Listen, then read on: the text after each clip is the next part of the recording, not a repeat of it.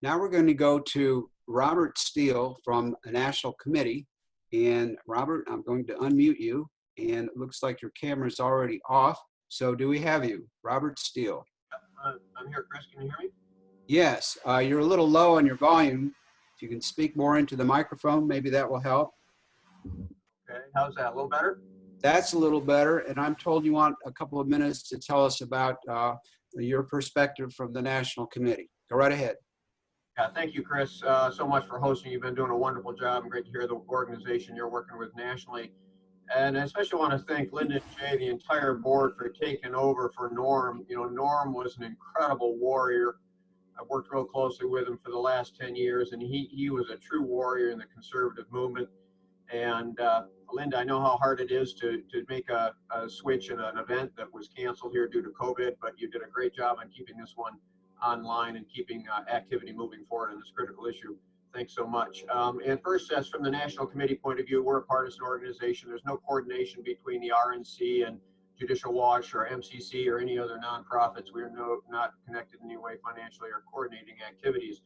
I just wanted to mention, many of you know or maybe don't, that the RNC has been barred for 35 years from participating in ballot security or an election, ballot security or election day security. 2020 will be the first national election where we're able to participate fully now that that decree has ended. And over the last 10 years or so, those that are wanting to make it easier or less, I should say, less secure to vote have spent approximately $150 million. And those who are trying to make your vote count in a more secure one person, one vote have spent about $3 million. So we have been outgunned massively over the last 10 years or so. Now the RNC is fully engaged. We had a special committee on elections. I was one of 13 people on that. We've done a deep dive into a lot of the stuff that's been covered here, including all the various laws and so forth.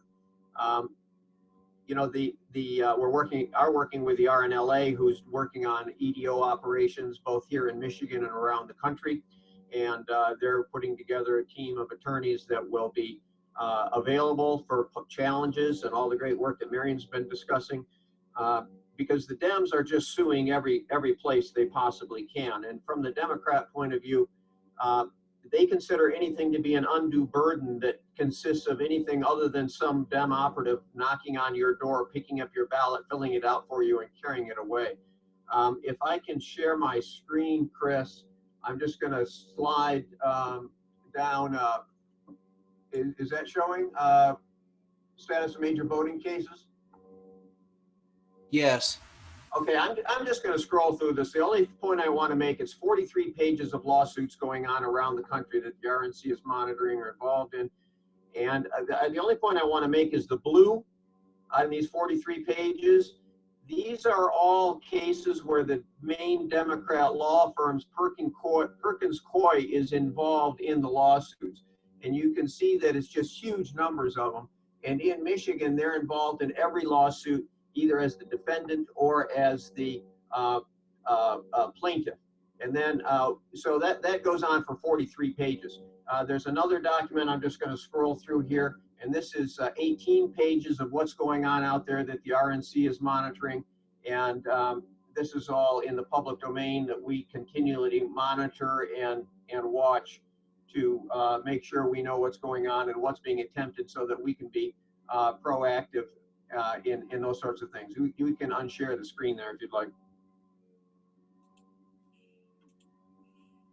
There you go. So I just wanted people to know that the RNC is fully engaged. Things are going on now that are just fantastic that we have not been able to do for 35 years. And, you know, I just want to thank everybody who's participated. You know, Linda and Jay putting this together, but the panelists have been just incredible.